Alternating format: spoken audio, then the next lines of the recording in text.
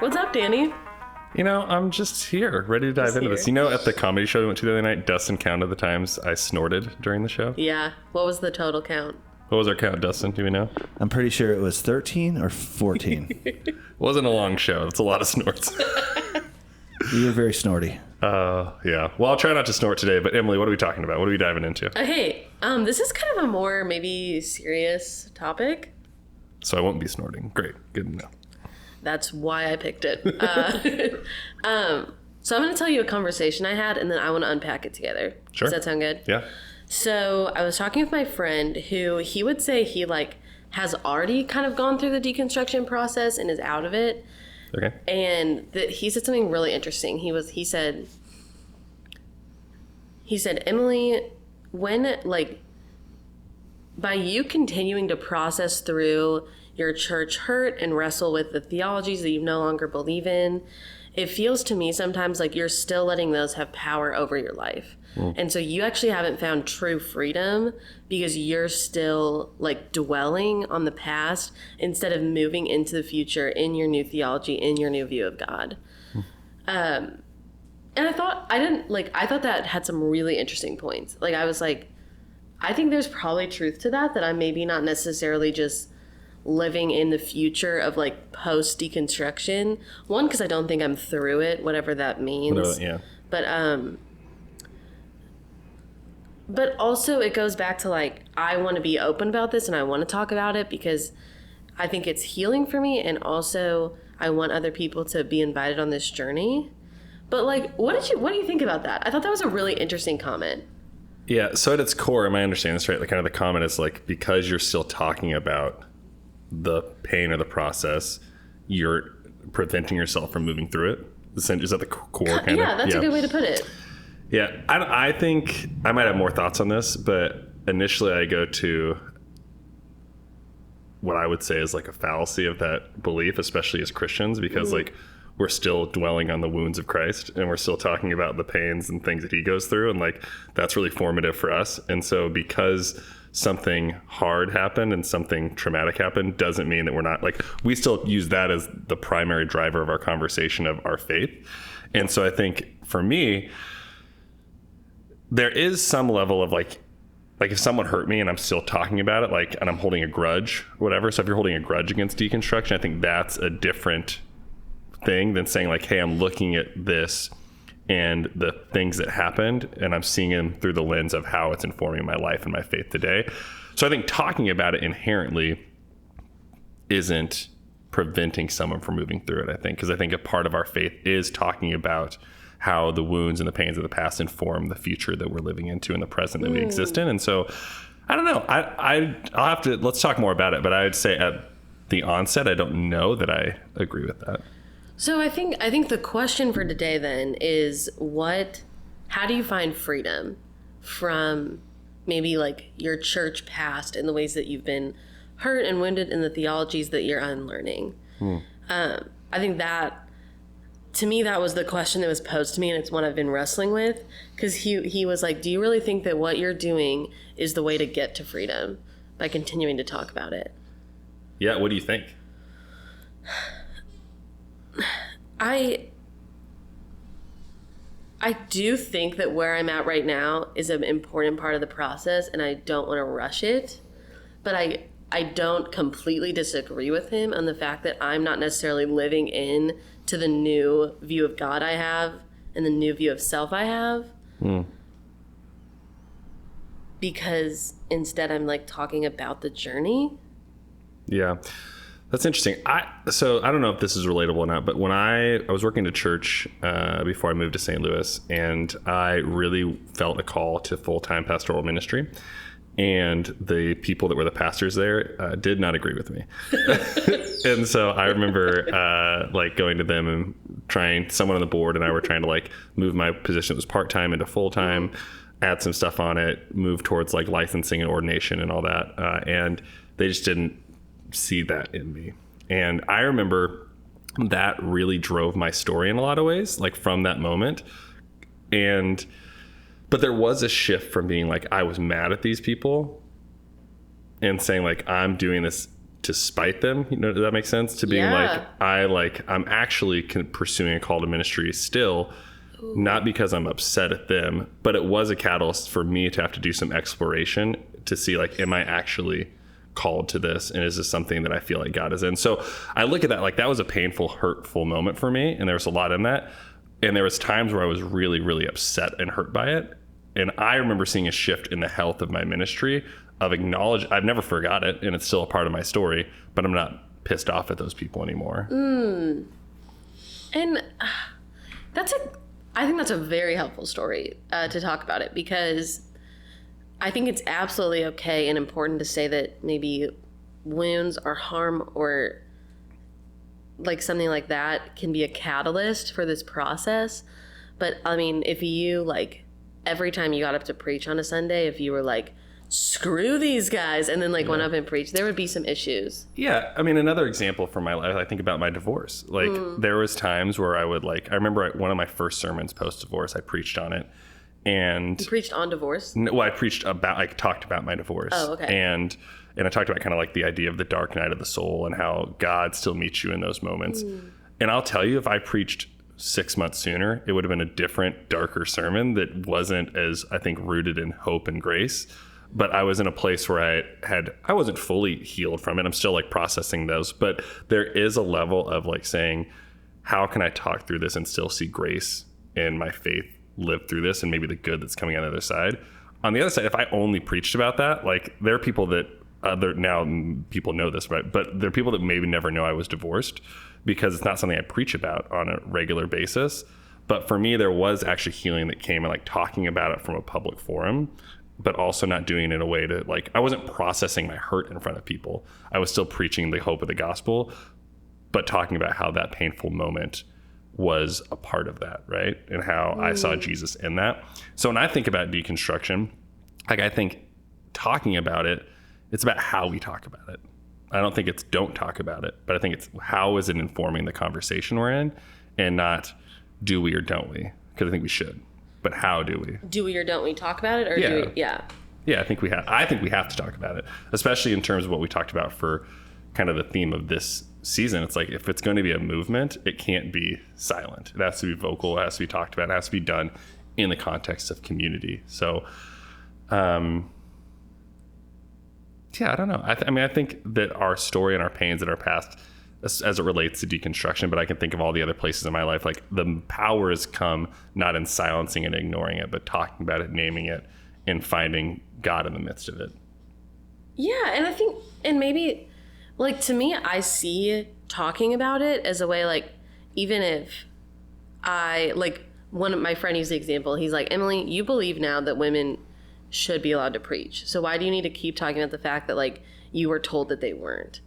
Like, you already, like, you have changed your mind on that. Yeah. And I was like, yes. However, to me, I still feel like I need to talk about it because it's still, I forgot this is what I said. I said, I feel like I still need to talk about it because if I don't acknowledge the fact that there are still things rooted in me and responses I have to myself that are from that place, then I feel like those can run unchecked. Yeah. Did you follow that? Yeah, I think so. Okay. Yeah. And as you were saying that, I just met with a guy the other day who's in AA, and he's been sober for several years. And the 12th step in AA is realizing that it's not just about your own recovery anymore, but it's helping others. And I think that's one of the reasons you talk about it, is there's someone else that hasn't moved into that space of healing yet and maybe didn't know they were allowed to. Or I think about women preaching, it's like a reason to continue to talk about it is because there's a little girl somewhere that doesn't realize she has the opportunity, if she feels called to, be a pastor. And so it's like we talk about these things not for our own self-interest, but to help others know they have a seat at the table. And I think, and maybe that is us, like, I guess I feel like if we were nervous to talk about it, that seems less free. Yeah. Yeah. I don't know. It's an interesting thing. And I get the point of, like, dwelling on anger. And I think sometimes I do that, I'll be honest. Like, I think that's a way that I need to grow. I just don't know how to get free any other way, because I feel like it would be pretend if I just said, well, I'm going to stop thinking about it and just live in the future. Yeah. Yeah, I'm a pretty future-oriented person, but it's still like that doesn't mean you ignore the present or the past. Like, you can't only be futuristic. You have to live in the present and have some level of where you've been as well. Because they're affecting you. Like, that's my thing is, like, our bodies hold our memories, and, like, we are shaped.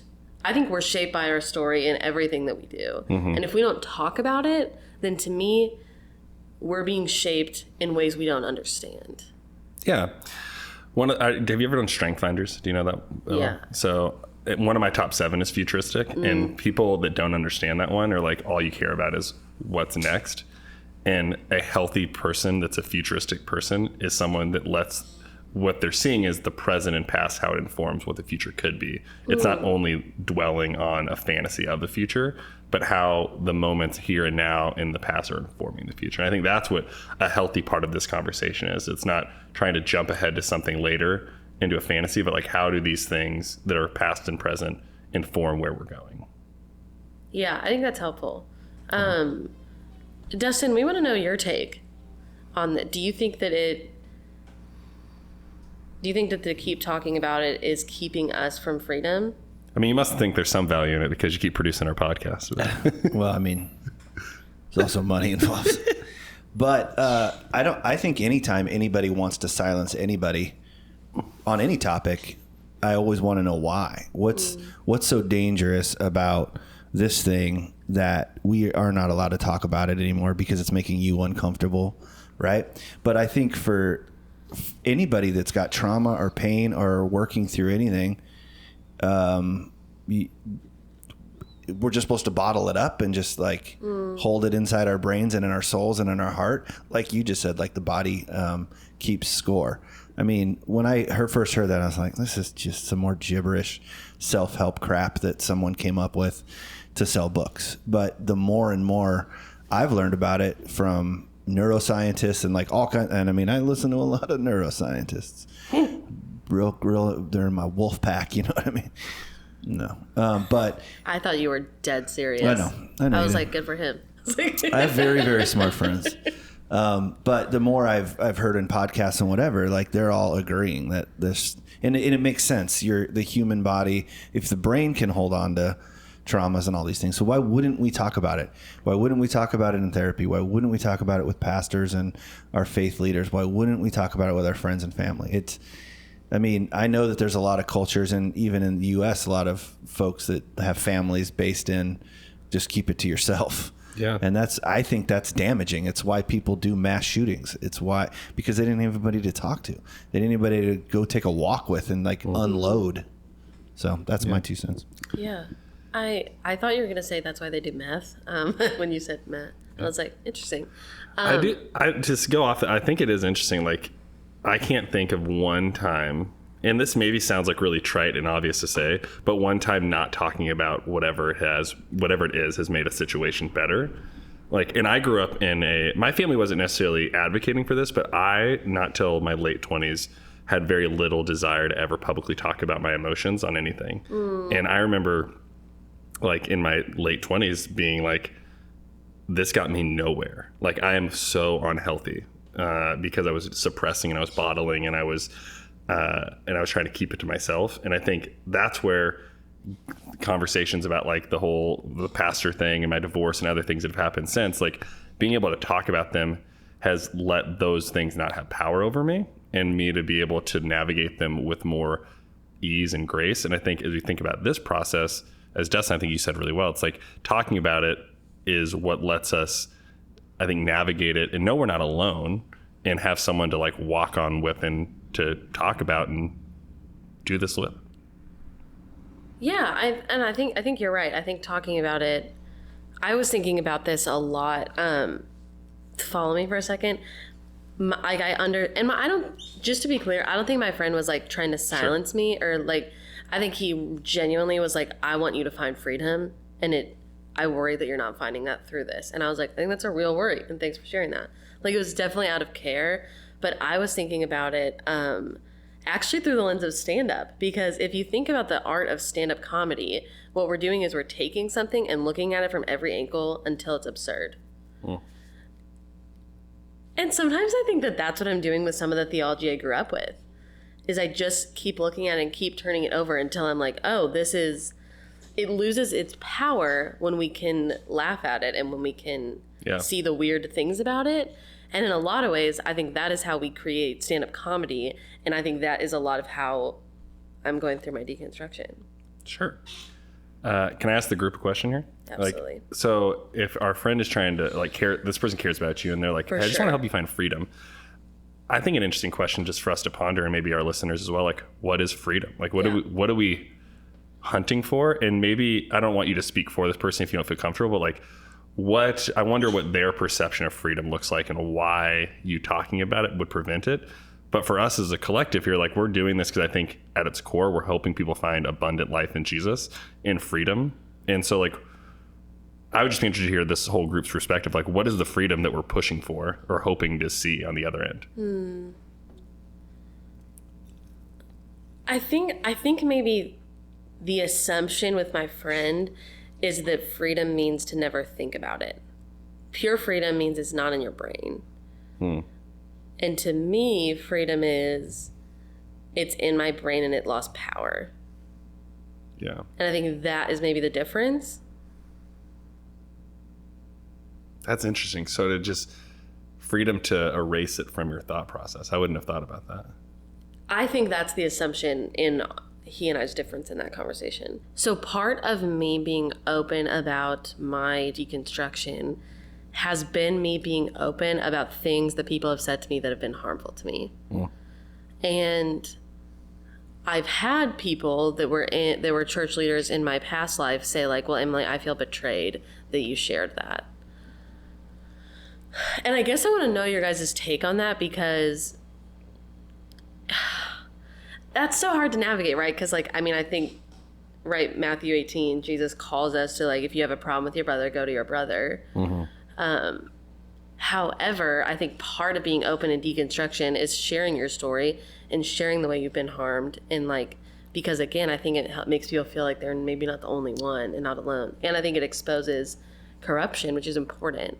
So where is that balance of, like, is sharing our story, is sharing something that someone said that harmed us, is that a betrayal? Like, what's like the ethics of sharing your story, I guess? Yeah, that's a good question.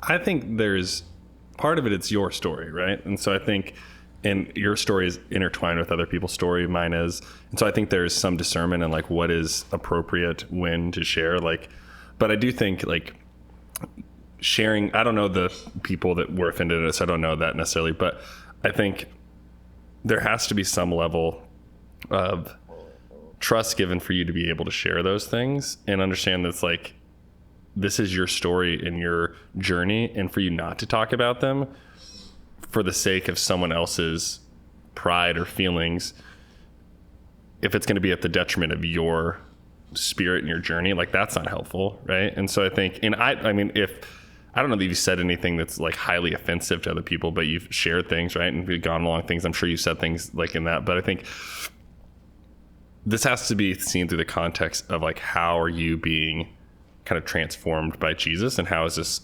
journey a journey of your faith? And so not to say something for the sake of someone else, if it's going to harm you, like that seems like it would be counterproductive. But again, there's wisdom, and like, there are certain things that I know that have happened in my past that I've been on the tip of my tongue, like, hey, I'm going to share this thing. And I haven't to a certain degree because I know that it would be more hurtful to that person for me to share it. And I've already healed through it, so I don't need to talk about it. Does that make sense? Oh, okay, yeah. So like to share it just so like everyone knows every piece of my story, that's not helpful. But yeah, I don't know. Yeah, that's tricky because it's like, and also, I mean, I think there's wisdom in like, you don't need to give their full name and social security number, right? Like, you can share your story without maybe like outing another person. Yeah, you said this really early on that it was like you felt like you owed people your story when you walked into church. Yeah. And I think that relates to this. And I'm like, you don't owe people your story. You don't owe people that, but there is like, what are the things that are going to be helpful for me and not harmful to others as I'm processing through this? And sometimes that means sharing things and calling things out. And because scripture does say, like, you got to call out sin where you see it, right? It says it doesn't say don't be a jerk, but it's like, but don't be a jerk when you do it. And so I think but it's a fine line, right? There's going to be feathers that are ruffled, and it's going to be a hard journey. And that's where I think wisdom and discernment come in. But I would go back to, like, if it's not helpful, if it's harmful to you to not share it, then it's like you have to start doing some work to be like, what is the most healthy thing for everyone involved? An opportunity does arise, though. Like, let's have a conversation about it. Like, so I think that's where there's beauty in it. It's like, hey, I feel like whether it's through a format like this or someone's like, I heard you said this thing. It's like, well, let's talk about it. Like, this did actually cause hurt in my heart and my soul. And like, so like, or it was a really good thing, right? Like, whatever the thing is, but it's like, it creates an opportunity for us now to have a conversation and either deepen or restore, repair, or maybe end a relationship that needs to do any of those things. But like, I think it creates an opportunity to do something in that. Yeah. And I'm thinking about, you like posted a TikTok of like me talking about how I don't know anyone my story, and your like caption was just like, you own the rights, which is just like a cute caption. But I was thinking about like, oh, part of owning the rights is owning the parts that other people are a part of in the story. But that's scary and nerve-wracking. Yeah. And what you were saying about it opens up a conversation. It does. But sometimes I don't want to have a conversation. Sure. And maybe I am not required to. Yeah, I think I know I'm talking to an Enneagram 8, so. I think it does open up the potential. But yeah, it's like, it may not be something you're interested in doing or that they're interested in doing.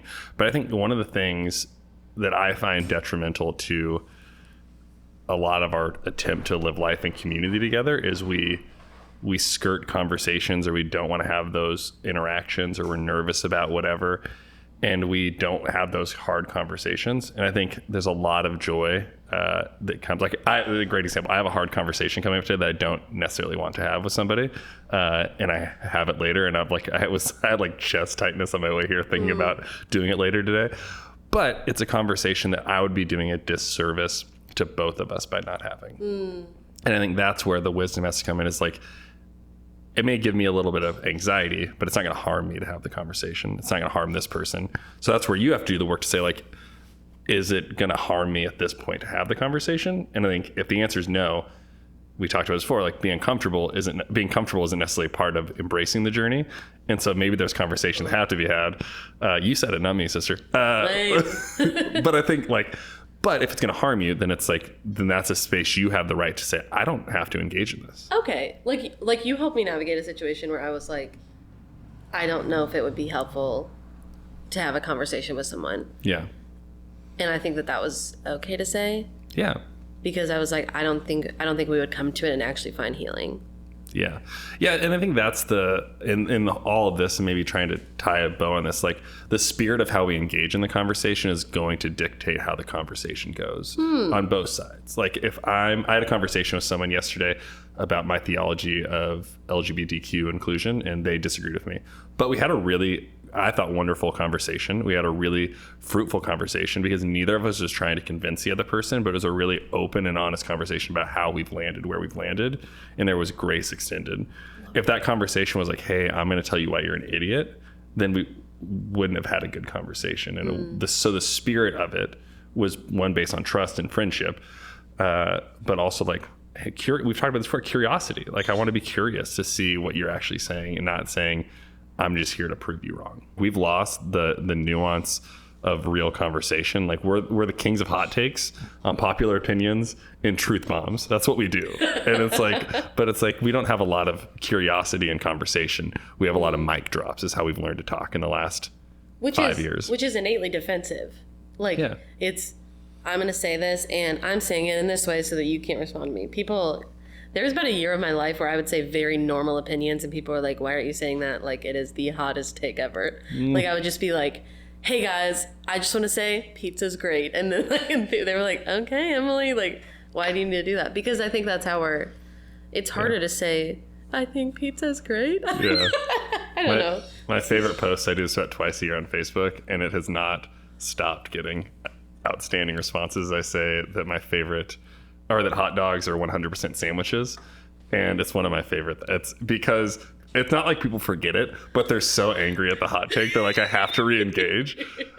But that's a funny, we do that with our, like, all of our stuff. We're like, this is the definitive truth. Yeah. And I'm not giving you any level to engage in the conversation. Though, if we want to talk about it, hot dogs are sandwiches. I just want to throw that out there. Do you think Pop-Tarts are raviolis? I think that's a stretch. I think that's the same. Do you think water's wet? This one is important. I watched a video of some... what do you think? I don't know. I don't care. But you care that hot dogs are sandwiches? This is derailing. So I went to Chicago. Water is not wet. Sure. There's something about the hydrogen and the, No, it creates the wetness. Sure. I was going to Chicago, and there was a restaurant, sandwich shop, and they had all their different types of things. And under sandwiches was hot dogs. It was definitive, and I just said, like, it's landed. So your opinion can't be enough. It was substantiated by... Oh, okay. Okay, confirmed. Yeah. Nice. Okay. Do we need to wrap this up? Justin is going, please wrap it up. Yeah. It's turned into like a hate speech on hot dogs and sandwiches. So. I mean, I just think hot dogs are gross, so. Oh, really? It's one of my favorite. I could talk forever on this. One of my favorite foods. Have you been to Steve's Hot Dogs? Never heard of it. It's like a big hot dog place in South City. I'll go. Oh, I have. It's by the moped shop. They have really good hot dogs. They have a comedy open mic there. I don't know that. All right, Emily. Okay. What's our final thought? What's our takeaway? Final thought. I guess I want to say, you do what you need to do to take power away from things that have harmed you. And I think that for me, I'm going to say personally, if I were to just not talk about it and not acknowledge, I would actually be giving my past a weird level of power. And so for me, talking about it is the process of taking power away. And to me, that is how I find freedom. But I think that looks different for everybody. Yeah. I think it's just popped in my mind, like, as we talk about this, what's our tagline as we end this every time? Embrace the journey. Right. We don't ignore the journey. We embrace it. We grab it, right? We embrace it and we hold on to it. And I think we're not pushing it away. And I think part of this journey is naming it and embracing it. And I think that's my encouragement for it. Like, it's going to not always be exciting and fun. It might be hard, but we're embracing this because it's a part of the journey. I also don't think, quick side note, I also don't think we're like trying to sell the journey. Like, I think, like, in that same conversation, my friend was like, why are you wrapping a bow on this really hard thing and selling it to people? And I was like, I am not. I think it happens, and I think we want to talk about it. Yeah. Do you think, I mean, I don't think we're like, do it. Like, you know. Yeah, I don't think we're deconstruction peddlers, but... Speak for yourself. No, I'm kidding. But I do think there's a high level of like narrative around the conversation that was like, we're just not going to talk about this. Like when I was in undergrad, we called this like we just named this whole thing postmodernism, and like we had talked about it, like we were going about it, like we wrote a bunch of books about it, and I think like I don't know, I think we're in a different. Well, this is just the Reformation. Yeah. I mean, that's what this is over and over again. Yeah, why is it? That just put so much in perspective for me. That was like the bigot. Postmodernism was like, ooh. Yeah, right. Yeah, you respond to that like way hotter than I thought you were going to, and so I think it's good.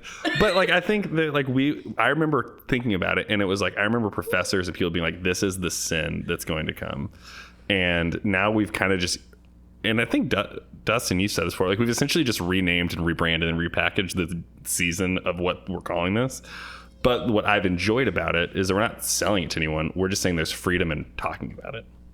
And I know I've spoken to people who have said like, I went through this a long time ago and there wasn't a word for it. Yeah. And it's been cool to listen, even though I've already gone through it, because even like that's healing to the old me who did feel alone. Just super dope. Super dope. Okay. Thanks for listening, and embrace the journey.